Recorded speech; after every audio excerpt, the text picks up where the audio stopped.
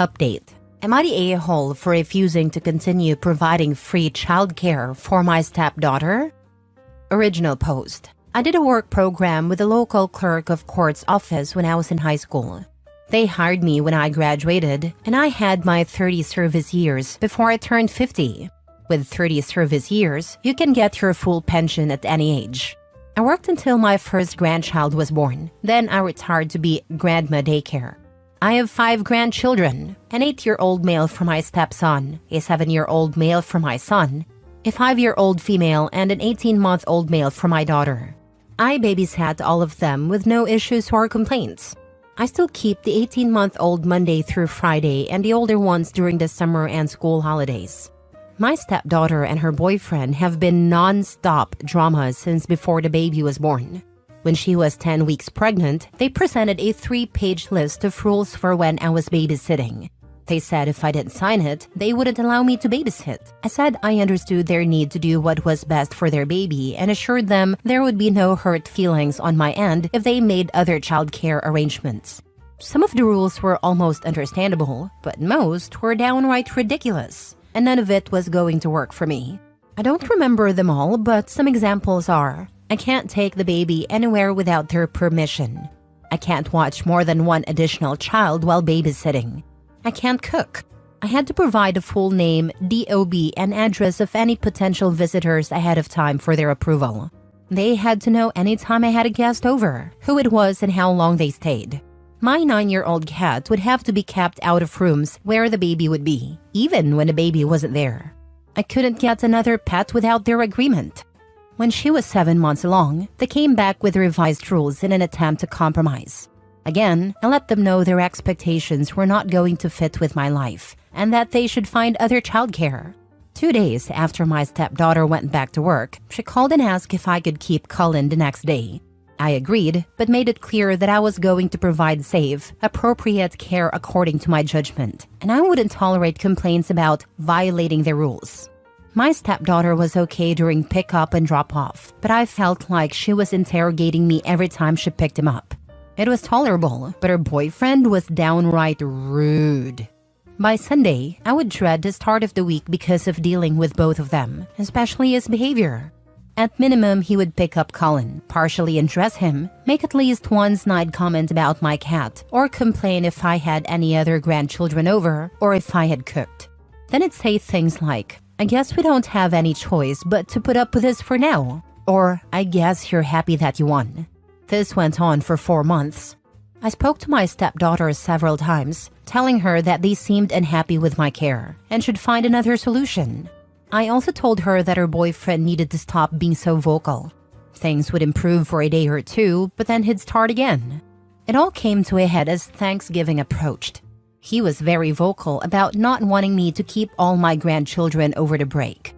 I made it clear that I would have all of them on certain days, and that they needed to make other arrangements if they had a problem. They didn't make other arrangements, and when he picked Cullen up on the first day, I had all the grandchildren, and he was very rude. Although nothing happened, everyone was happy, clean, and fed. He said to Cullen, "I'm sorry, we have no choice but to leave you in an unsafe situation to be neglected." I called my stepdaughter that night, relayed what was said, and told her she had 2 weeks to make other arrangements. I also told her she needed to drop off and pick up Cullen during that time. If her boyfriend came to drop him off, I would refuse to keep him, and if he came to pick him up, I wouldn't watch him again. Things improved with her doing drop-offs and pickups. At some point, she asked if I could keep Cullen until January because they had found someone, but he couldn't start until then. I agreed. On New Year's Day, several people sent me a screenshot of a post her boyfriend made on social media about how thankful he was that they were finally able to leave Cullen without worrying about his safety or neglect. He didn't outright name me, but anyone who knows us would know the post implied plenty. I was just happy it was over. Friday, she called me saying their new childcare provider told her Cullen wasn't a good fit and couldn't return Monday. She asked if I would start keeping him again. I told her I was sorry for their situation but didn't feel comfortable watching him. My husband and stepson both think I should watch Cullen, under the agreement that Amanda drop him off and pick him up, as they believe her boyfriend is the real problem. My stepson also commented that I'd probably be more willing to let it go if it had been a conflict with my daughter's husband. My pension is about $4,000 a month, plus continuation of my health insurance, which is about 40% of our take-home income if that matters. Am I the a-hole for refusing to start watching Colin again? Now for the top comments before reading the update. Not the a-hole. No, you shouldn't put yourself through this for Colin's sake. Colin will get cared for regardless. There's no need for you to set yourself on fire because your stepdaughter and her boyfriend can't behave like normal human beings. Your husband and stepson are welcome to offer free childcare and put up with this treatment if it's important to them. But you've done your time. Learn from that experience and don't let yourself be put in the same situation again. There's a reason the licensed daycare won't keep him. It's the boyfriend. The liability alone would make me pause. He could ruin your lives. Especially after that Facebook post. No way. Yeah, boyfriend could call CPS because of the cat or some other crazy idea. Stay away from these people.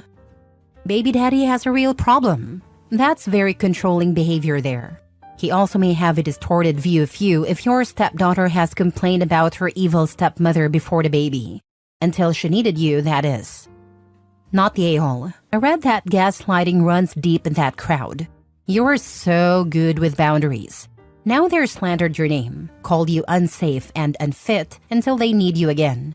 If your husband and stepson want to help them, they should. I'm guessing the example of your daughter/sister-in-law doesn't include public shaming on Facebook. Those demands are nonsense and pretty funny considering they can't figure out their own lives but want to run your retirement. Good luck, because God forbid that baby gets mobile and bumps their head or some other minor issue comes up. Yeah, that couple is better off being someone else's headache than this sweet lady. Now for the update. First, let me address the common suggestion that Amanda's boyfriend is purposely sabotaging their childcare to trap her at home. They make roughly the same amount of money and definitely can't afford to lose half their income. I seriously doubt he wants her to stay home. Second, I would never tell my stepson to find someone else to watch his child because of a simple difference of opinion. My grandson and I have a very close bond. He's the oldest, and it would break both my heart and his if he didn't come spend his holidays and summers with me. Plus, he's a huge help with the little ones when I have them all, and things get hectic. I would never be so petty as to make him, and all my other grandchildren, suffer because of an adult disagreement. So, I sort of asked around about why they were dropped by their new sitter so quickly. Apparently, they weren't. Amanda picked Colin up and dropped him off both days he went, and everything was lovely. He did cry quite a bit, but they expected that to improve as he adjusted to not being held as much. My husband and stepson talked to Amanda, and she said they realized they can't afford daycare. They already made the easy changes. Packing a lunch, giving up fancy coffee, etc. And his dad and her mom are both giving them about $100 a month towards childcare.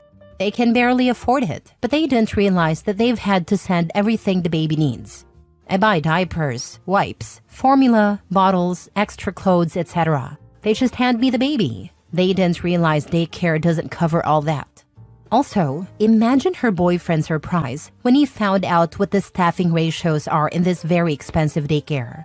1 adult cares for 5 infants. I guess he thought someone would provide one-on-one care, along with diapers, wipes, and formula for $350 a week? My stepson relayed their almost apology. They felt overwhelmed by an infant and couldn't imagine that someone else could manage that plus other things. Colin is going back to daycare tomorrow. Colin's dad is selling his dirt bike, and Amanda is selling some designer clothes, handbags, and shoes to cover the cost. It'll get easier for them in 6 months when he transfers to the 1-year-old class, which is a little cheaper. I love how Amanda's boyfriend was shocked to find out that daycare isn't a magical babysitting fairyland. Newsflash, diapers don't grow on trees, buddy.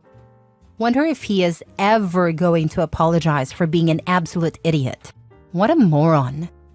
No, he'll likely get Amanda pregnant again inside a year because he literally cannot connect cause and effect, and neither can Amanda. It's actually insane to think about how he went public with accusations of child neglect against you. Yet, he didn't know the first thing about what his child would actually need in daycare because you had it covered. Also, the almost apologies will never be enough until your stepdaughter's partner publicly retracts and apologizes properly for his earlier libel. I would push back against her stepson a bit, not in terms of changing anything with childcare, but simply ask him why he thought it was appropriate to ask you to work for free for someone who publicly slandered you. You deserve a proper apology from both your husband and stepson as well. It's funny that he accused her of neglect just because she had her other grandkids over. Then he takes the baby to daycare only to find out the daycare worker also takes care of 4 other babies at once. It sounds like most days, OP only had a baby and the 18-month-old, since the other kids were in school and were only there during school breaks. So for free, the stepdaughter and boyfriend's baby was actually getting more attention. Probably even with the other kids there because they're older and don't need as much as babies. Now they have the pleasure of paying someone who watches 5 babies every day at once, and they have to provide diapers, formula, and whatever else the baby needs. It serves them right to have to sell their stuff to afford daycare. Maybe it will teach them not to bite the hand that feeds them, or not to look a gift horse in the mouth. Whichever one fits better. Next story. Am I the a-hole for telling my husband I don't care if he can't raise his son? I've been with my husband for a few years now. We've had good and bad days, but as a couple, you overcome them, right? Lately, we've been butting heads a lot, way more than we used to. I'm 28 female and my spouse is 32 male. It's gotten to the point where we've been sleeping in different rooms. Of course, I noticed the lack of communication, so I suggested we go to couples counseling, but he refused. I went by myself to work on my issues. I tried suggesting counseling a second time, and he got really angry, so I let it go. He has a son 7 from his previous relationship. I don't have kids with him, but we've been raising his son together since his mother isn't in his life. There were days when he wouldn't come home for days at a time. By then, I kind of knew something was up, and my heart raced as I got closer to the truth. As they say, the truth hurts. I remember one day when I was lecturing my stepson because he spilled glue on the carpet. I didn't even know my husband had come home until he came into his son's room, screaming at me. He told me I had no right to lecture his son because I wasn't his mother. He did this all in front of his son, who looked scared. It felt like a slap in the face because I've been there since his son was 2, and to know that this is the treatment I'm getting? I don't know what set him off that day. I should have known from his behavior. I found out he was cheating on me with one of the women he claimed was his best friend. I couldn't move on when I discovered their text messages, meetups, and dates. I was already stressed out and completely done with everything. When he got home, I told him I knew everything, so he shouldn't try to deny it. Still, he tried to come up with excuses. I just stood there and let him babble. He started crying, saying he couldn't raise his son without me. I told him I didn't care if he couldn't raise his son without me. I can't say he wasn't shocked. At that moment, I'm at my mom's house, planning my next move. Now for the comments. Not the a-hole. Don't go back. He does not see you as a mother. He sees you as a babysitter for when he's out cheating. Your marriage is over. You're not the a-hole. His behavior is inexcusable. He's cheating, abusive, and disrespectful. His claim that he can't raise his son without you is manipulative. You are not a babysitter. You're his partner. Don't let him guilt you into staying. This relationship is toxic. Leaving is the best thing for you. Focus on your well-being. You deserve a partner who values and respects you. Don't go back. We do raise his son together since his mother isn't in his life. He told me I had no right to lecture him when I was not his mother. Sounds like cheater boy expected that by marrying you, he acquired an unpaid nanny, because he damn sure is not treating you like a wife. Let his current F-buddy be his new childcare solution, and leave his mess behind you. Sad for the kid. But oh well, he said himself that you're not a kid's mother. See ya. Exactly this. It's heartbreaking for the kid, but you can't build a stable home with someone who treats you like a convenience. Hopefully, OP's next move gives her the peace she deserves. I'm so happy to hear you left. You've put yourself first here. Keep it up and stay away from that man permanently. Get a divorce and get free of him, not the a-hole.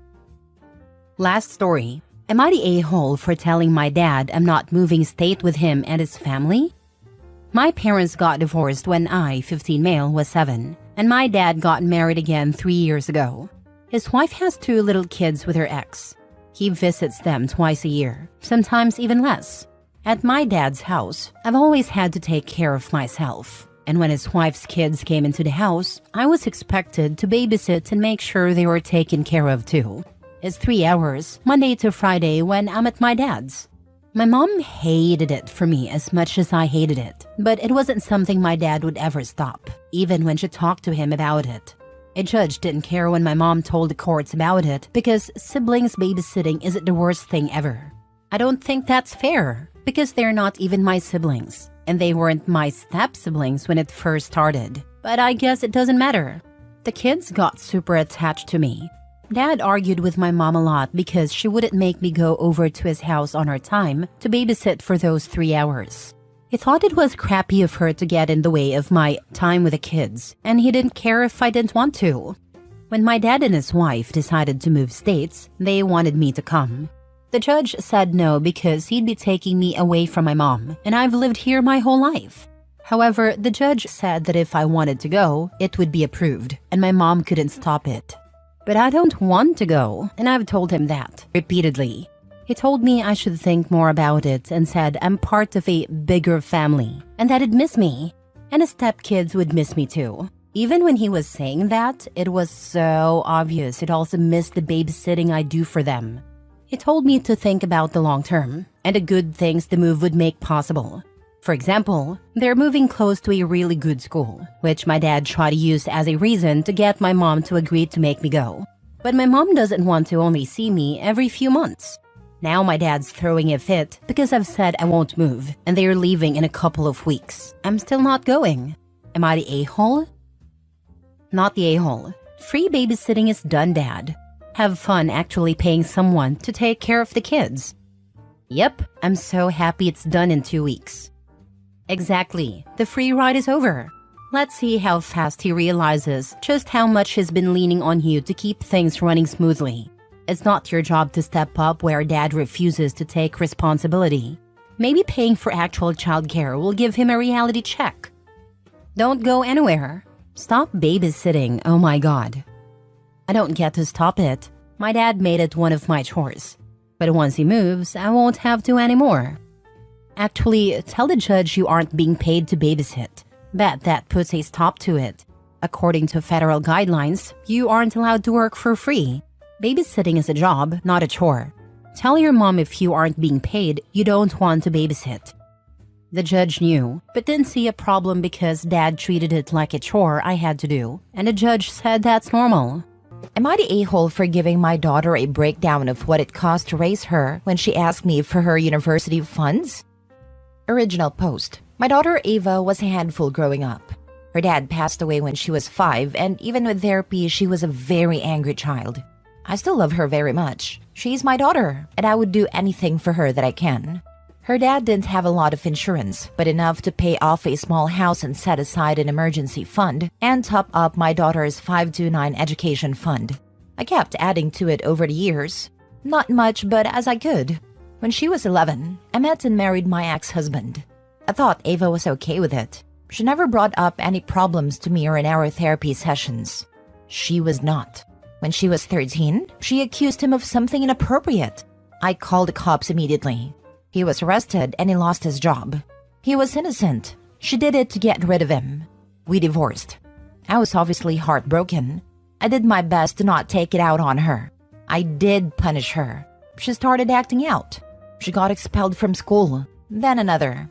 I ended up having to send her to a private school, but even with a voucher, it was expensive. It worked though. She is graduating this year with honors and a scholarship. She asked me about the money in her account. I said it was all gone. She got very upset because her scholarship won't cover all costs. Even with financial aid, she will still be paying a fair amount. I said I would co-sign a student loan for what she needs. She said that she wanted to know where the money went that I wasted. So I got out a pen and paper and wrote it all down. The cost of my divorce, the rising cost of living that I paid for by myself since I didn't have a partner, her tuition and fees for private school. By the end, she was crying and saying that I was blaming her for everything. I never have. I did punish her for the trouble she caused with my ex, but I think that was reasonable. She's upset that she will have to take out a loan, which I also made very clear that I would not be responsible for paying it back. She thinks I'm being cruel by saying that she's responsible for stupid things she did as a child.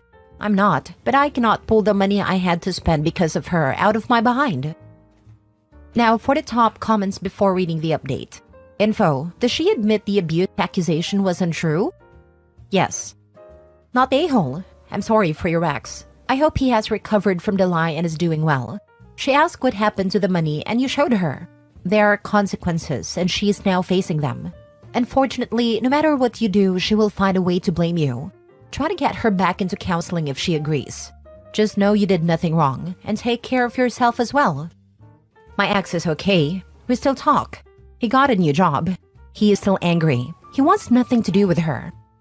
If you co-sign a loan for her, be prepared for her to not pay it back, and for you, as the co-signer, to have to do it for her. Personally, I let her take out student aid. I hope she understands the horrific nature of her lie and all the lives she destroyed with that one malicious act. Not a-hole. Edited to add, if your daughter can't get a loan without you, then she should explore her other options. Financial aid offices can lay it out for her. Or she can defer for a year and get a job. Agreed. Don't sign a loan. You already provided her with a college fund to the best of your ability. It's on her now. A lot of things are on her. And frankly, I'm a little disturbed by the seeming lack of remorse on the daughter's part for her horrific actions at 13. If I nearly destroyed an innocent person's life at 13, and I did it intentionally, you better believe I would feel ashamed of myself for the rest of my life. This girl seems to feel no such regret, or even a sense of responsibility. Following up with crying about the consequences her actions caused, there's no remorse and she wants pity. She sounds terrifying. Now for the update. Thank you all for your comments. Even the ones where you called me a raving bee for calling the cops after my daughter's allegations. First, my ex was completely cleared. He was never home at the time she alleged the SA. We have security cameras in my house. There are exactly 0 videos of him entering her room or being inappropriate with her in the common areas. I've already commented on the other evidence that got the charges against my ex dropped. She admitted the truth and said that she was doing it to get him out of our house.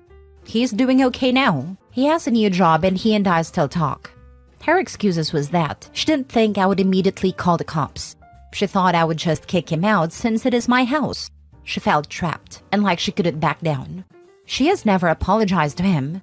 She has been in therapy since she was 5, both on her own and with me. To my knowledge, she never mentioned anything about SA to her therapist, and they are mandatory reporters. Second, I told her that I will not be co-signing her loans. I told her that I will be backing her up and doing my best to make sure that she does not default, but I'm not risking my home or my future for her. She fully understands now where her savings went. She's upset with herself mostly now. She realizes that the private school was my last choice and only necessary because of choices she made. Thank you all for your help. My ex was completely cleared, but the shame never goes away. Yeah, there's a whole former workplace of people who think he's a pedo. That's legitimately traumatic. Yep, ex could sue OP over it. If she called the cops before doing any checks whatsoever on the cameras, it wouldn't be that hard of a case, and OP would be wise to settle. Even on the surface, it looks bad. Yeah, he was found not guilty, but there's always to be the no smoke without fire idiots, and who can't understand how vengeful some children can be. Glad you didn't sign a loan. I do not think that the case ever went to court.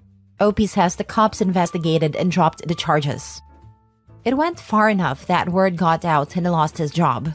You can tell people the charges got dropped, but that doesn't always mean the person was innocent.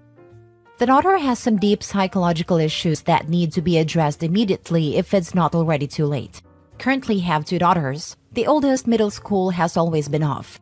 She's been in and out of therapy, different schools, extreme violent outbursts and defiance, etc. A few months back, she apparently told someone at her school that my fiancé beat her on the way to school because she refused to hand over her phone before going to school. They reported it to CPS. I was at work at the time and actually had no idea it even happened until CPS contacted my cell phone and asked if I was aware of the incident. Of course, I was caught off guard to say the least. Needless to say, we both got the evil eye anytime we dropped her off or picked her up from school for the next few days.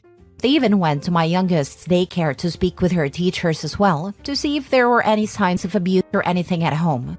Obviously, when that happened, they looked at us funny there as well. When CPS pressed further, my oldest eventually admitted that she had made the story up because she's mad. They had argued, but that was as far as it went. CPS dropped the investigation, of course, but you can't ever really fully recover something like that. She's had various issues with extreme lies over the years.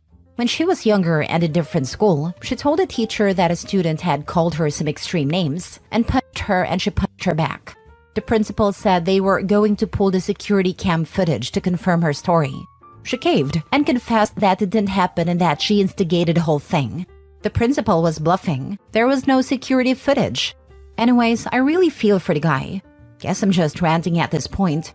Really sucks when you have a child who is also a pathological liar. So hard to figure out what to do, especially in their younger years when you can catch it early, but they don't seem to respond to any form of therapy or counseling. If I was your fiancé, I'd be running far away. Next story. Am I the a-hole for telling my stepmom to pay for the damage her daughter caused, or I'm going to file a police report? My 16 female stepmom, 34, does not discipline her kids or give them consequences. She lets them have free range.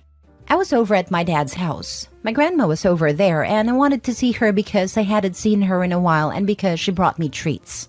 I don't talk to my dad nor my stepmom that much, only my grandmother because she's the only person I like at that house. I have a Canon EOS R5 camera my stepdad gave me for my birthday. He told me to take good care of it because it was like $6,399. I took my camera over to my dad's house to show my grandma the pictures I took because she's into photography too. All was going well until my stepmom's kids came home from school. Her 7-year-old was making so much noise that she brought all her toys into the living room, not even respecting other space. My stepmom was in the kitchen cooking.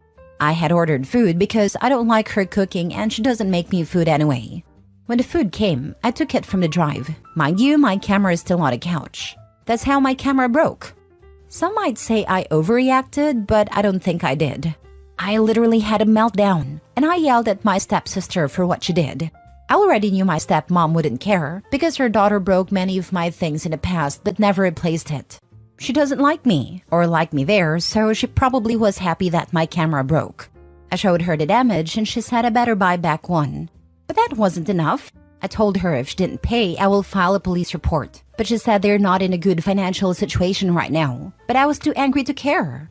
My stepsister broke it pretty badly. My lens were broken onto pieces and it came off. I told my dad if they could just pay back for the damage, but they said no because it's not that serious, so I should stop acting like a baby over a camera. I guess I was overreacting. My stepsister was laughing and my stepmom had a smirk on her face when my dad said they wouldn't be paying for anything, to say I was the first child and get treated like a stranger. That's the last time I will go back over there. I told my mom and she said she will have to pay for the damage to replace it. Now for the top comments. Not a-hole. Your stepsister is 7. She isn't a baby. Personally, if the item broken wasn't expensive, I would try to resolve it with your stepmom and dad. However, the fact the camera costs so much changes the situation. Your stepmom should be offering to pay and apologizing. It's not your fault they aren't in a good financial position. Why should you have to pay for the repair? If they don't come forward with a solution, then going to the police may be the only way to get the money back or a camera replaced. Thank you, and just know that my stepmom was lying about the financial problems. She said this before because she said she doesn't want my dad's money to be wasted on me. They spend money a lot. My stepmom has a whole closet full of designer clothes and bags. But when it comes to me, they act like they have nothing. That's why I don't ask my dad for much. You can go and file a police report for the damage. Take a copy, and probably because you are a minor, your mom has to do it. You can also check with your area. You usually have 3 years to file, so you can wait until you are 18 years old. You can file in small claims courts in your area against your stepmom and dad. Take date-stamped photos of your camera. Also, send a text message, separately, to your stepmom and dad, hoping that either one will answer back and admit that your stepsister broke the camera and use the reply as admission of guilt evidence. Print any current, as of today, advertisement about the cost to purchase a new camera of that or a similar model. Not the a-hole. File the police report. And maybe your stepdad can help you, seeing as it's basically his money, and you don't need any approval from these losers. Just never go visit them. If you have the repaid receipt, just send a picture to them every time they contact you. Thank you. My stepdad can pay for it, but I feel like if you break someone's stuff, you should repair it. I feel bad because he bought it for me and now it's broken. He does so much for me and I try not to ask for much. Last story. Am I the a-hole for refusing to be my sister's babysitter and putting her job at risk after she called me a deadbeat mom? I feel very stuck on what to do or if I overreacted. I, 24 female, have an older sister, 33 female. I had my sons really young at 15 and 18 with my ex-boyfriend. My sister was already out of the house when I had my youngest, so she didn't do any childcare. Not that I expected her to, just important for context. I'm really lucky to say that my ex is a very involved father, and we have an equal co-parenting schedule we decided out of court for years. We do 1 month on, 1 month off. We live in the same city, so this doesn't affect their schooling, and we've been doing it since we broke up at 18. I understand a month is a long time, but during the time they're away, I still see them by taking them to the park, doing drop-offs, movies/dinner night, even sleepovers, where they'll stay the nights and their dad does the same. So it's not like during that month we're no contact. We also do nightly FaceTimes. I do love that it gives me time to relax and be child-free, hang out with my boyfriend/friend spontaneously, even get to go out of town if I want. I still get to live as a young adult, and so does my ex, which is why we agreed to the schedule at all. It has raised controversy if I mention it to other moms, because they always say they can never go away from their children for so long. It makes me feel like an awful mom because I have fun during my month off. It's why I don't really mention it often to other moms. Anyways, my older sister just welcomed her first baby last year and it was amazing. We aren't the closest because of our age gap, but it did bring us closer. Her husband and her separated a few months after his birth, and she's been doing it all alone ever since. With the job market how it is, it took her months to even land an interview, but she got the job. Sadly, childcare in our area is $2,000 a month and she can't afford it. So either the paternal grandmother or I watch him during the week. Our mom would do it, but she had to return to work last year to pay the bills she can't. Luckily for me, I had my mom to watch the boys when I was underage and when I moved out. But I don't have to worry about childcare since I work from home and my boys are in school now. I don't mind watching my nephew. My sister goes in at 6 and gets off at 2, so it doesn't take up much of my day. And I usually do it 2 or 3 times a week, so it's not too constant. On Thursday, when my sister dropped my nephew off, she had to go downstairs because she forgot his diaper bag and left her purse and phone behind. I live in the 8th floor, so she was gone for around 5 minutes. When she left, her phone rang, and since it was our mom, I answered it to say hello. During the call, I see a notification pop up of someone liking a message my sister sent that said, "It's crazy how she can watch my son for me, but when it comes to hers, she doesn't care. I could never go to Jamaica to celebrate a man's birthday when I could be with my kids instead. Deadbeat moms are worse than dads." It shocked me so much I screenshotted it. My boyfriend's birthday is next weekend, and we're going to Jamaica for a week. It's my son's time with her dad. When my sister came back upstairs, I acted normal. She said bye and left. I thought about it a lot, and I got more ticked off. Why should I be ashamed because I don't have to do it alone? How am I comparable to a deadbeat dad like her husband who hasn't seen their son in months with no contact? Here I am doing her a favor, saving her $2,000 a month she doesn't have, all to be insulted in a group chat with people I don't know? When she came to get my nephew, I confronted her. At first, she denied it, until I showed her the screenshot. Then she said it's out of context, so I said to show me the full convo, then she refused. She said sorry but didn't seem sorry at all. She just wanted to leave. I asked her to explain how I'm a deadbeat, then she broke down in tears saying that she is a single mom since she receives no help, and I'm barely a mom, so I don't understand how she feels. I told her to leave, and she did. Once she left, I called her and told her I wasn't going to be watching my nephew anymore. I didn't want to tell her in person because I know she'd try to guilt trip me with even more tears. She sent me over 50 texts when I wouldn't answer her calls, begging me to answer, and that she's so sorry, and this wasn't supposed to happen and she regrets it. She said she needs me to watch him since his other grandma can't every day, and that if she gets fired, she'll be out of a job again for months and won't be able to afford her bills. I didn't reply. Now my mom and cousins are all blowing up my phone, telling me I'm a huge a-hole and to change my mind and accept her apology. I feel used and disrespected, but also do feel a bit bad since she does need a childcare. Am I the a-hole? Not the a-hole. She is sorry she got caught, not sorry for what she said about you. Play stupid games, win stupid prizes. Not the a-hole. Your sister should know better than to crap talk the person offering her free childcare. Not to mention her criticisms of you are obviously a complete and total lie. How sad that your sister thinks so poorly of you. She absolutely is not entitled to your free labor. You did well by drawing a clear boundary and enforcing it. Actions have consequences, and your sister should have considered the potential consequences of her actions before disrespecting you so callously. It makes me really sad she feels that way about me, but everyone is telling me it's my fault if she gets fired and ends up homeless. I feel so conflicted. It's a lot. Just tell everyone that obviously it's not in a child's best interest to be cared for by a deadbeat, and the child surely deserves better, right? Am I the a-hole for telling my dad and his stepson to buzz off? Me, 35 male, and my wife, Nat, 32 female, have recently had a child. When I was young, my parents divorced. Then when I was around 13, my dad remarried to his current wife, Lizzie, who had a son, Maddie, who was about 3 at the time. Me and my mom have a really good relationship, but I probably won't bring her up much because this is mostly about my dad's family. I was living with my mom for the majority of the time before I got my own place, but I stayed at my dad's enough to have my own room. My dad started to ignore me for his new family pretty much immediately, including sometimes not making me dinner when I was staying at his place. Maddie can't do anything wrong in my dad's eyes. For example, when I introduced Nat to my dad's family when we were still dating about 5 years ago, Maddie's first move was to tell her that he was available when she eventually got bored of me. I was pissed at him, but didn't start a fight because I just wasn't in the mood. Nat just laughed it off and said she was into older guys. Left straight after. Another example, I didn't get my driver's license until I was 27 or 28 for personal reasons that I won't list here. Anyway, I needed someone to mind my car for a few days because I was doing something with friends for a few days. Mom wasn't available, so I asked my dad.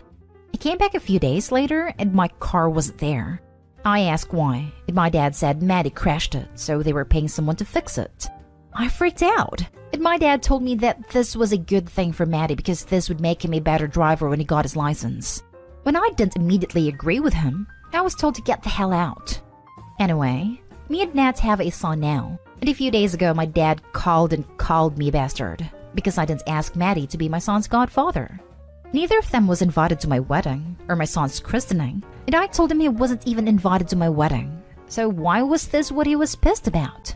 He said he didn't care that he wasn't invited, but that Maddie was never anything but nice to me, and I should apologize.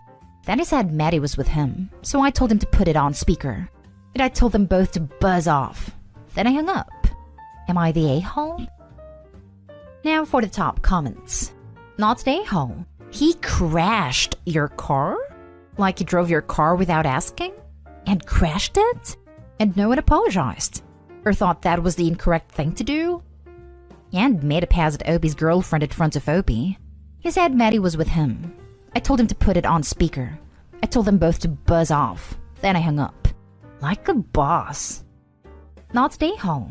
Maddie couldn't even take care of your car when he borrowed it. Why the hell would you want him to take care of your kid? Exactly. I honestly don't know why my dad thinks so highly of him. Not the a-hole. Maddie was never anything but nice to me. When? How delusional can someone be? I'm sure more has happened since they weren't invited to the wedding or the christening. Him calling over this just shows how blind he is to his and Maddie's behavior and this impact on others. Don't let them ever make you believe that you were wrong here. Just enjoy your life, your family. I'd go no contact with him honestly. He's done worse stuff as well. I posted about it here before, I didn't even mention half of what he's done, but it was taken down because of the stuff I said he did. I thought so. You don't uninvite close relatives from a wedding unless stuff happened. Have you thought about going no contact with them? Nobody needs such negativity in their life, though I do understand these things can be very tricky. Me and Nat are talking about it. Next story. Am I the a-hole for making my stepson choose between therapy or living with his dad after what is done? My stepson Aaron, 17, has always been a jokester. First, his jokes were funny, but he then started using others' identities to start drama in family and friends. For example, he once texted his cousin's phone with a flirty text, and his cousin's girlfriend saw it and it got messy. He texted his uncle pretending to be his son's friend and lied about his son being in an accident. It was awful. I tried doing something about it, but everyone would say he's adapting, that it's normal teenager behavior, and he'll grow out of it. He even blamed his dad, saying he is a jokester himself, so it's a trait in his DNA. I tried to get an explanation out of him, and he'd say stuff like, dude, like, it's kind of fun, which made no sense. My final straw was days ago when I was at work, and I received a text via my pregnant wife's phone, telling me her water broke, and told me to meet her at XXX hospital. I drove her 1.5 hours and called her family, and we went there. We were shocked to know my wife never came to the hospital. I called her phone, then went home. When I got there, I found out my wife was actually napping like she does usually, and Aaron coming downstairs laughing at my face and my in-laws' faces. I yelled at him when he said he got me fooled by taking my wife's phone and texting me about her going into labor. He asked, "Oh my freaking god, did you literally drive to the freaking hospital?" My wife said nothing, but I decided I had it. I told him I was sick of his games, and he has 2 options: therapy to fix his issues or no longer living in my house. He complained about it being his dad's idea, but it was obvious blame shifting. He went upstairs calling me names. My wife tried to calm me down, but my blood pressure, I have chronic disease, was up and I was shaking. My in-law said I was too harsh and went too far with my ultimatum.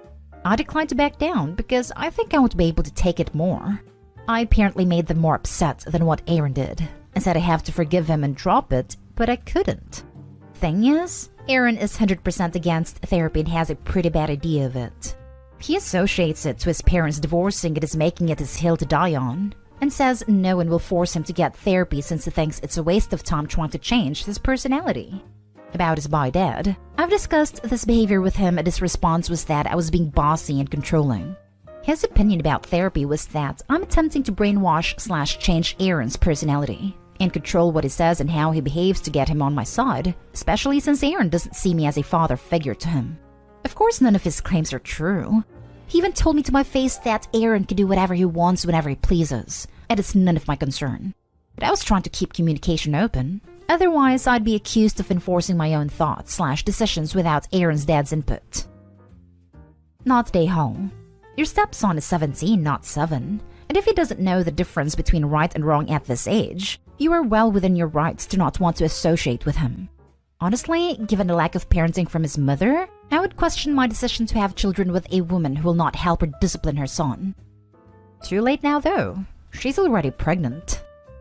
Did I question Opie's judgment in ever having children with someone who managed to raise this child? Opie not day home. This soon-to-be adult will get himself arrested for the stupid crap he's pulling. Your ultimatum is sound and fair. Edited Wed. His behavior might be stemming from jealousy of the baby. Given how immature he is, this is very likely. Not day home. It seems though, what you've got is an in-law problem. Aaron is never going to change when all the adults around him justify his behavior. This one should have been the last straw for everyone, and yet they acted like it was just a funny joke. You appended your entire day, drove 1.5 hours one way, missed work, and instead of an apology, you were laughed at and berated. Yet here you are, being told you're wrong for not immediately bowing to his joke. Stay steadfast in your decision here, and if you're ostracized, maybe it's time to take a break and co-parent your new child away from this environment. Maybe in-laws and mom will realize it's a problem when he starts making newborn pranks on parents who haven't slept for 2 months. Not today, home. Your stepson is a sociopath. Those aren't jokes. They're mean-spirited. 17 is beyond old enough to know what he's doing. Plus, if you do have a chronic BP disorder, Those awful pranks could kill you at this rate. I do have problems with BP and I take medications for years. It's chronic, and everyone knows about it, including my in-laws. But according to them, Aaron's laughs and giggles are worth causing an accident of some sort. Now for the next story. Update. Am I the a-hole for kicking my son out after I cut down my trees? Original story. Hi, I'm the father of an 18 male who started choosing friends over his future when he was a sophomore. It took him nearly going to jail during senior year for him to snap out of it. He went from being a straight A student to barely passing. He only started preparing for his SAT a week beforehand, which is evident in the score he got. He applied to some colleges, none of which were his dream ones, and managed to get into a few. He ended up coming to us and choosing one of the worst colleges on his list, and saying his friends were going there. That set me off because he should not make decisions based on his friends. My wife and I told him that if he took a year off and continued to get his life back together, regardless of his new SAT score at the end of the year, we would pay for his college. But we wouldn't pay for him to hang out with his friends.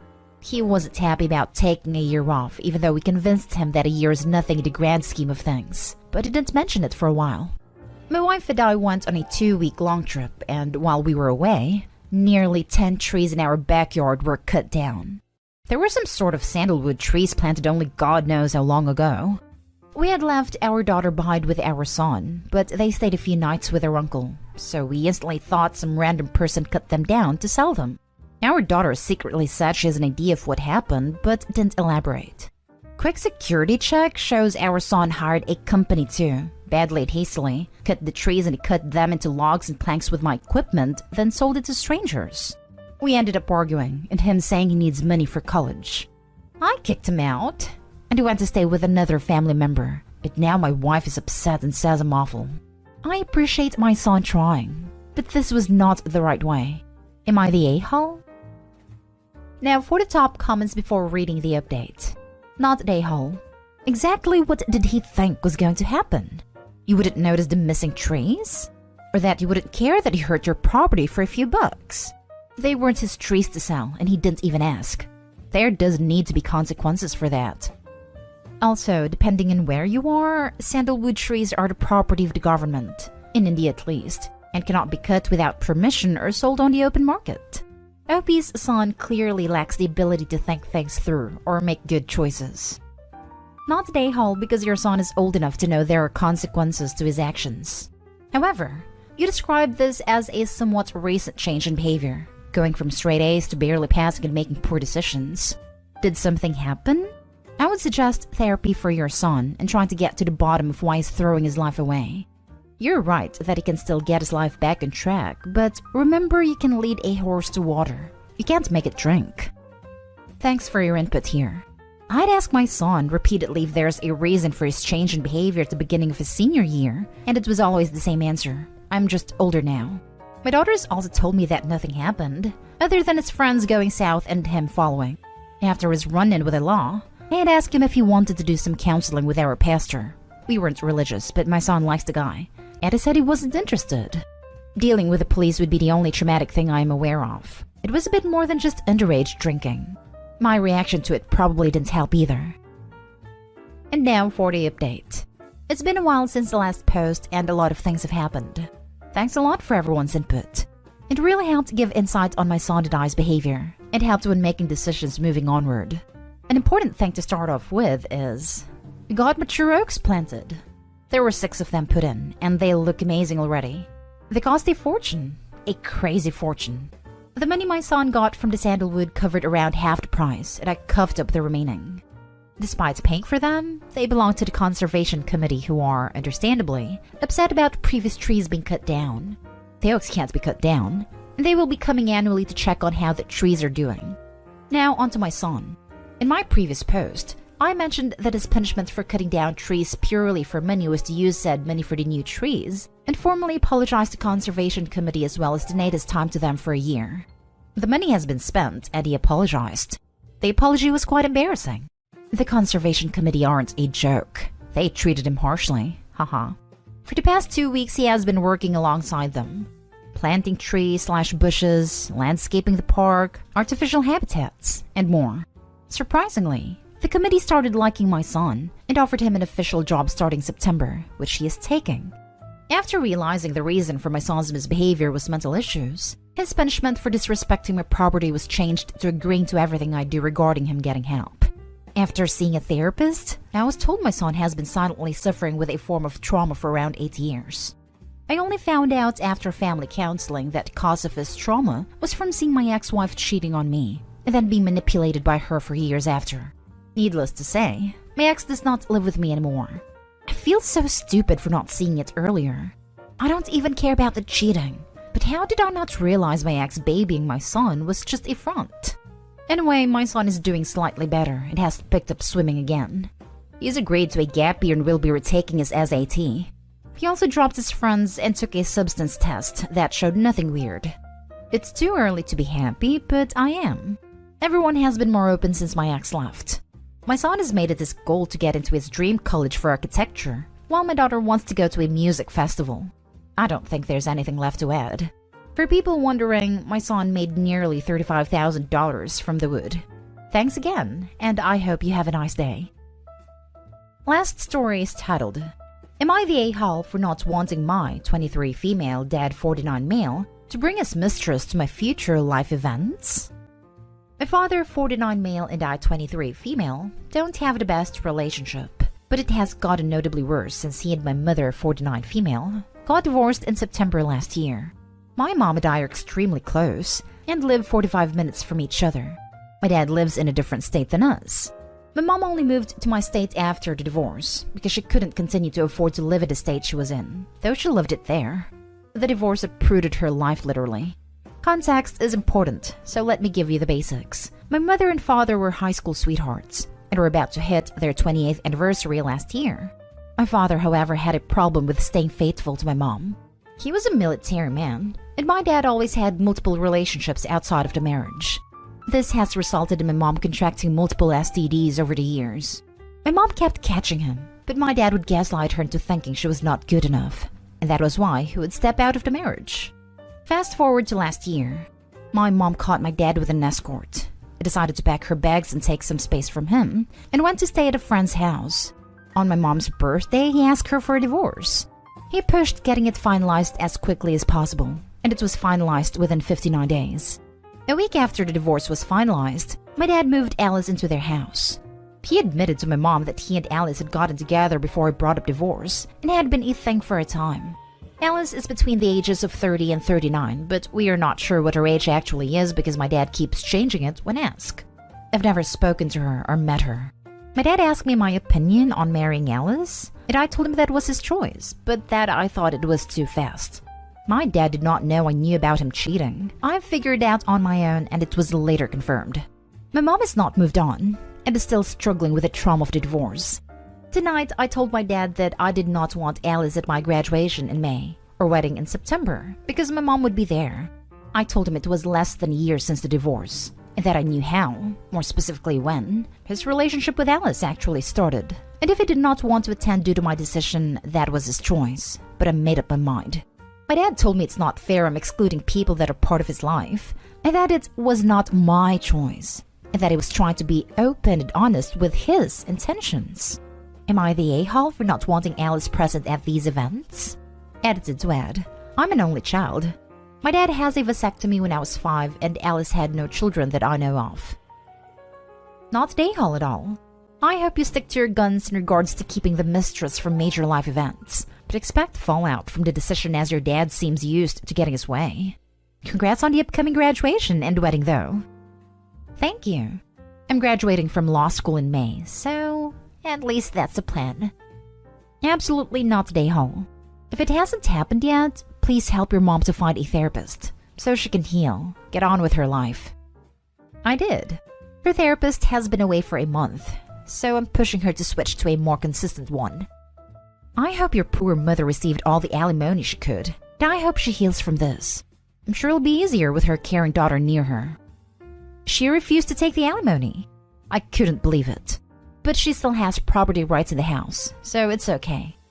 Am I the a-hole for kicking my parents out of my brother's birthday and refusing to give up my siblings? I, 25 male, live in a house of mine with my little siblings, 15 male, 12 female, and 11 male. My parents, 44 male and 43 female, got divorced 3 years ago. My father left to be with his lover. Then a month later, my mom showed up in my house. It is an inheritance. To ask me if I can have the kids for 2 days or 3 until she settled down. Because she was moving down to her boyfriend's house as well. It's been 3 years now, and all my siblings get from them is a visit once a week. They pay child support, doesn't help that much, but I haven't taken them to court. Now, 2 weeks ago, my brother turned 15.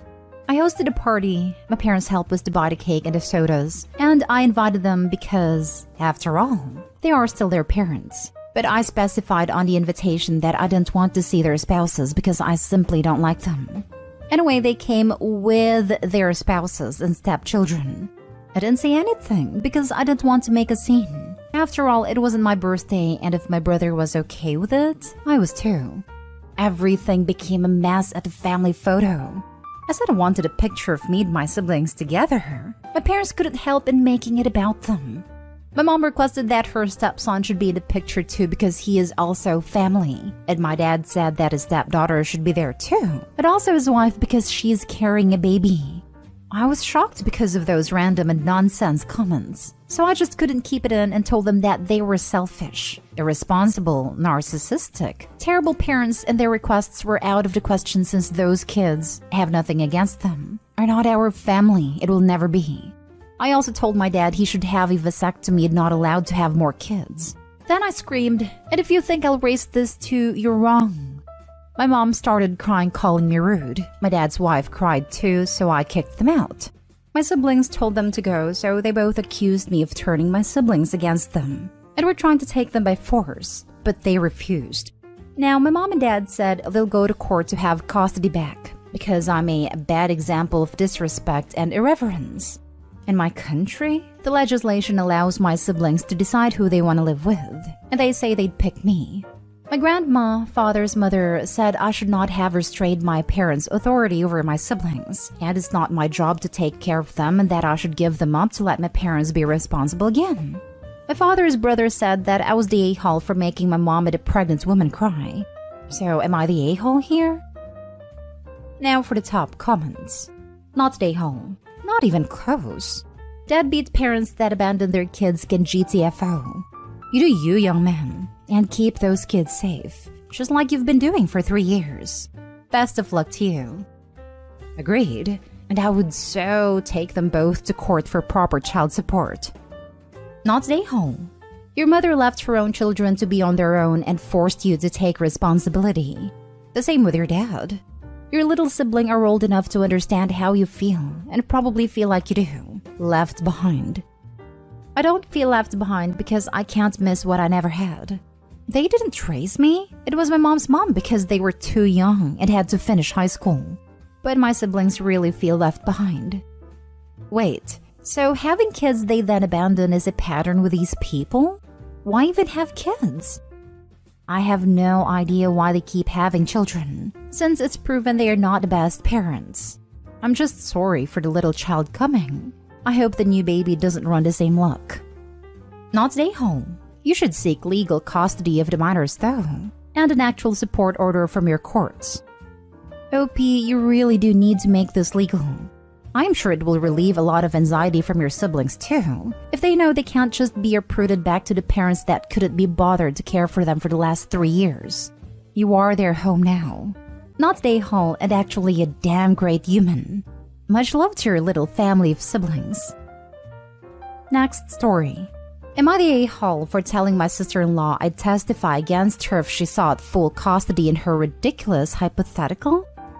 My female 28, sister-in-law female 26, likes to play this stupid game where she brings up hypothetical scenarios or asks questions that she knows will make her upset if she doesn't get the specific answer she wants. I've asked her twice to stop involving me in this because I'm not typical, and my responses won't be to her liking. One of these scenarios, and she's serious about it, is that my brother should get an apartment where we currently live, so he can continue to work and provide for her and their kids, while she moves to a completely different state to live with her family. She's brought this scenario up with me at least 3 times and other family members even more. My brother is obviously against it. She doesn't want a divorce. She just wants this living arrangement. I asked who would have the kids, and she said she would expect to have them full-time because they are her kids. That he can come and fly and visit on his days off whenever he can squeeze it in. He is in a demanding field. This means maybe once a month, if that. I said that was messed up, and that nobody should interfere with a parent's access to their children unless the parent is truly dangerous and bad for the kid.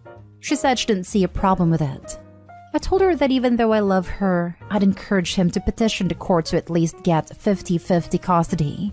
She lost it, saying nobody will take her kids from her, that they belong to her. This is where I got pissed/snapped. She said, I wish he would take me to court. I have some dirt on him and I'd be happy to air everything out. Before this, it was just a stupid hypothetical, but this threat made me upset. And I told her I'd 100% be a character witness against her having them 100% of the time, especially given the way she talks about her dad, who she wants to live with, being mentally abusive, and that she refuses to seek therapy even though she admits she has problems that manifest in some very unhealthy behaviors/choices. That my brother deserves to be in his kids' lives 50% of the time if she wants to unnecessarily tear apart her family, and she could have them the other 50%. She told me to mind my business and not get involved. That is between her and my brother, and I have no right to insert myself in custody issues. After that, I was over it. Anytime she tried to prolong the fight with me, screaming at me, I just kept repeating, don't ask for my opinion on things if you don't want to hear the answer, as I packed my things and left. So, am I the a-hole for saying I testify against her in this ridiculous hypothetical she brings up all the time? After sitting on it for a bit, I feel somewhat bad for openly saying it, and angry at myself for feeding into her game that I constantly try to avoid playing. Even more so for getting visibly angry at a frigging hypothetical. But the truth is, if my brother tried to do that to her, I'd tell him the same thing. Now for the top comments. Not the a-hole. Jesus. I recommend telling your brother about this. She's crazy. He called me immediately after to ask what happened. I told him, but he knows she's brought this up to other people. He's aware she likes to rage bait with hypotheticals and questions she knows she won't like, and he just ignores it. He's very stoic, not philosophical version, and so he can look past it without an emotional response. To him, it's not real. And if it becomes real, he will take methodical steps to ensure his needs are met. This happened like 2 days ago, and I just had been ruminating on it. But the same day, one of the first things she said to me was, if we didn't have kids, do you think your brother would still be with me? I just told her to stop, and I'm not playing this game. I told her these questions highlight an extreme sense of insecurity, and that she needs to seek help to understand why she feels this way and work to resolve it. I can't count how many times I've told her she needs therapy.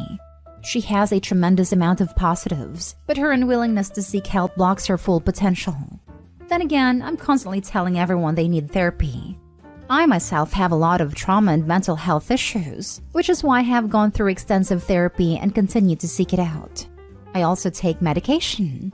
I am disappointed in myself because I completely backtracked in my emotional regulation during this discussion. Not today, home. I don't think it's hypothetical anymore. The first time she brought it up, maybe, but not now. Your brother should prepare for this to possibly happen. Does she take the kids go and visit her parents without him? She may go and not come back. I think that's why I got upset.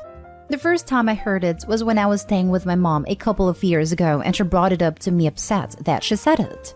I told her how I would have handled it. The first time she brought it up to me was unprompted, and she was talking to me as if my response would obviously be, "That's a great idea. I don't know why my brother wouldn't agree to it." This all started because I was talking about how I want to live separately from, but close to, any future partner I have for an extensive number of reasons. I listed the positives and mentioned how some of my friends who live with their partners started considering the pros of doing so with their own partners, but would never push this arrangement now because it is not their original agreement with their partner. She agreed and then brought up the scenario again. I told her it was completely different because 1, it's in separate states, and 2, there are children involved. No, she does not take the kids to go visit them without my brother, or without discussion presently. Next story is titled, Am I the a-hole for refusing to take my half-brother on a trip and refusing to share the start and end date? My sister Pam, 29 female, and I, 22 female, are from our dad's first marriage. I live currently with Pam in another city while my dad, stepmom, and half-siblings stayed in our family home. Pam and I love to vacation, and I work extra jobs to save up so we can travel together. I want to mention I really do love my half-brother, 18 male, but I'm way closer with Pam. She is the closest person I have, and she has been a great big sister, taking care of me. My half-brother Jake has this sneaky thing he does. He'd hit me up and ask me to buy him something from the city we live in. The first time it was a video game that really could only be bought in the city I live in because there was an early release there or something. It was $100, and after sending it, he let me know he was short on cash and will repay me later on. I asked him 2 months later and he just laughed awkwardly. I decided to let it go. He did it a few more times, pressuring me to buy stuff and send them over and never paid. On to the issue. Jake called me and asked if he could join Pam and I on our trip. I said sure, but our parents should buy him the ticket and pay for the hotel stay. Jake told me I can pay for it and he will pay me back. I told him I won't because that's over $600, and that's literally all I have left. He got annoyed and told me he'd pay. I said great, then do it and you can join. He got mad and said I was a bad sister for not paying now, as tickets or hotel availability might be gone in the next days, and I could clearly ask Pam to chip in. He said I'd do it for Pam, so I should do it for him. I felt bad, but refused again. He called me an a-hole and hung up. My stepmom and dad called and urged me to just book the hotel, which can be paid in full later, but I refused again. I said Jake should pay whatever Jake needs to pay. Pam backs me up, but my stepmom is upset and said I don't see Jake as a real sibling. Jake called me today and asked for the dates of the trip, and I said I no longer wanted him to come along since he was creating problems already before we leave. He pushed for the exact dates and time, and I again refused to give them. My stepmom has been blowing up my phone, and I have conveniently put it on silent. I feel like I went overboard. Am I the a-hole? Not the a-hole. And you can tell your stepmother that if your full sibling had a habit of asking you to buy things for her, telling you should pay you back and then not doing it, you wouldn't be eager to keep buying things for her either. It's not that Jake is a half-sibling, it's that Jake is a mooch. Exactly. Use the whole you don't see him as a real sibling as just an excuse. If it meant so much to stepmom and dad, they should have fronted the money. That's their kid. It's easier to tell OP and then talk crap when she said no. Truth be told, good on OP for standing up for herself. Not stay home, but have a simple conversation with stepmom and dad on the same call. Say you are sorry for the way this has blown up, but you were hurt that they are accusing you of not loving Jake. Explain how Jake has been taking advantage of you with the purchases. Exact amounts would be great. I've bought 4 things to the tune of $280 he still has yet to pay me for. And remind them you support yourself. Work extra jobs to be able to do that. And he created your lack of trust of being paid back. You don't appreciate being made out to be the bad guy when all you are doing is being practical and financially responsible as they taught you. If they want him to go, and they'd like you to pay up front and let him owe them the money, you might reconsider. But being blamed and badgered for his actions, and for him not learning the same financial responsibilities, is not helping. Now for the last story. Am I the a-hole for not taking my niece and nephew with me on a trip to Colorado and refusing to change my plans to be able to bring them? I grew up in Colorado and we moved to boring Ohio before I could finish climbing all of the 14,000 feet peaks and try to make it back every year or a few times a summer so I can knock the rest off my list. I have 9 left. Ellingwood, Blanca, Little Bear, Sunlight, Aeolus, Windham, Red Cloud / Sunshine, and my planned finisher, San Luis. The first 6 of these listed peaks are difficult climbs. The first 3 require a long backpacking trip in, and the second 2 do as well, and a train that may or may not run. Little Bear is considered one of the most difficult and dangerous, requiring ropes and helmets for most climbers. My brother heard that I'm planning a trip to Colorado and he wants me to take his kids with me. I said no flat out. I explained which mountains I planned, and he should have gotten the hint. But he told me that I should just switch the order I do them in and bring the kids with me in San Luis. I've planned a moonlight hike for San Luis forever. I want it to be just me and the sky. My brother has been saying that I don't spend enough time with the kids, that I make plans without considering anyone else's feelings or wants, and that I am stuck in adolescence and refuse to root in reality. The issue, I guess, is that he can't give the kids a full vacation this year because he's stuck at work, as is his wife. They don't have another option and are begging me to take the kids. Here's the thing. I'm a 26-year-old guy. I love my niece and nephew, but I have no interest whatsoever in changing my plans to bring kids with me on a trip. I plan to hike, drink beer at all the near breweries, go to some baseball games with friends I haven't seen in years, probably hook up with fit people because the options in Ohio are depressing AF, etc. I don't want to cut those plans to do a bunch of kid-friendly stuff. They expect me to just give up my trip and take the kids on the hiking equivalent of the bunny slopes.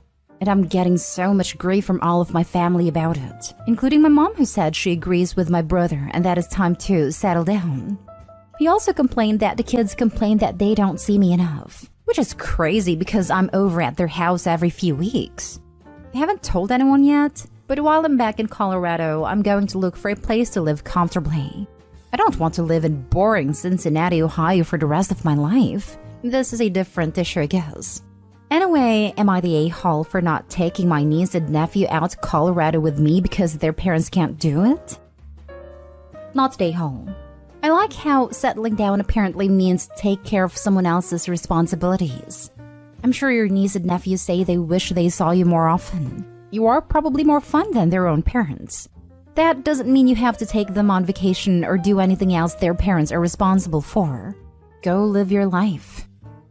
Sounds to me like brother is jealous of the child-free/burden-free life OP is enjoying.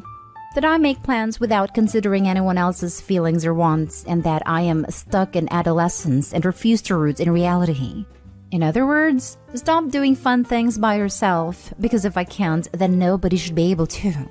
Not stay home, obviously. Go enjoy life. Not stay home. And why on earth would you take anyone's kids mountain climbing with you? You don't say how old the kids are, but based on your age, I'm going to assume they are far too young to go mountain climbing.